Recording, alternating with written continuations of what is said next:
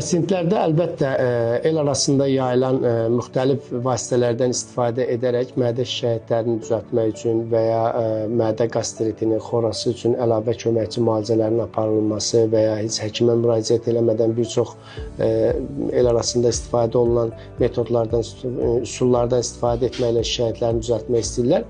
Əlbəttə ki, əgər bir şikayəti olursa bir pasientin mütləq onun üçün mütəxəssisinə müraciət eləməsi vacibdir.